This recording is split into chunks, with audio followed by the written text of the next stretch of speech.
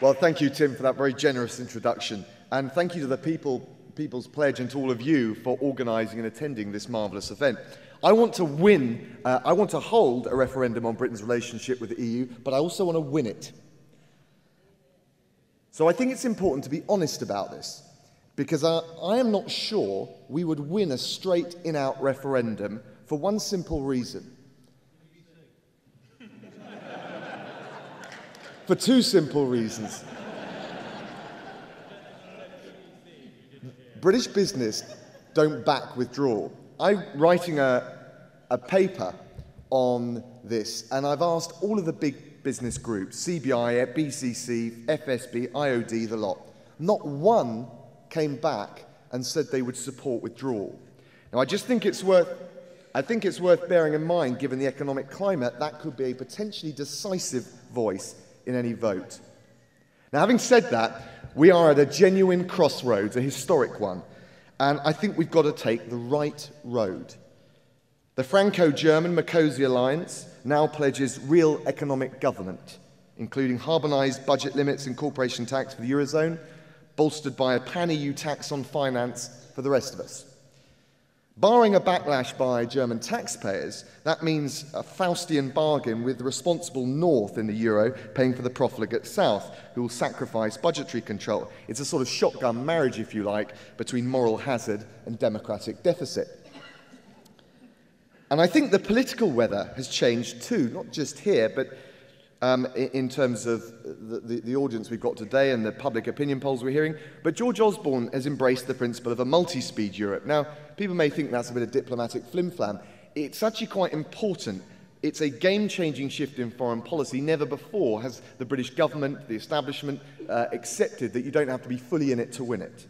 Just as importantly, as Sarkozy presses for Eurozone convergence, he hinted in August that an enlarged EU will move towards, I quote, a confederation, which I think might be music to many people's ears. I've never heard a French president say that before. In my view, the optimum relationship for this country will be based on the common market, but with the full right to opt in or out of every other area, from social policy to justice and home affairs. I'm confident we could win a referendum on that basis. But why would the EU let us have our cake and eat it, if you like? Was the most common refrain. I think there's a few reasons. Very quickly, I'm conscious of time.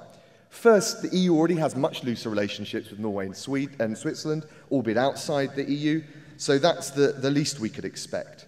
Our negotiating clout would obviously be much bigger because we're a bigger country with a bigger budgetary contribution, a bigger market. Third, the federalist motor, if you like, might welcome the removal of the British handbrake, which is really what Sarkozy has been hinting. And fourth, I think others will want to keep Britain as close as possible if they fear that there's a serious alternative in withdrawal. Which brings me on to the referendum issue, which is absolutely critical. The vital leverage in any renegotiation comes from a referendum. Experience with Denmark, Ireland, the Dutch, the French, who have all used failed referenda to extract concessions. And that's why at some point I think this third choice between withdrawal and the status quo must be put to the British people in a referendum first, with a promise to consult again if we're snubbed by the EU. And if we won a mandate for that kind of renegotiation, and the EU knew the alternative might be withdrawal, I think we'd be in a much stronger position. So for the outers out there, I also think there is a better chance of winning an in-out referendum if we've first been through the process of trying to renegotiate.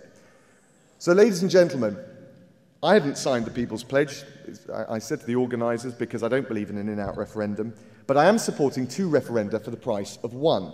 I think Britain has a historic opportunity to come up with a positive and proactive blueprint for our relationship with Europe, and I would like to take that to the country. Thank you very much.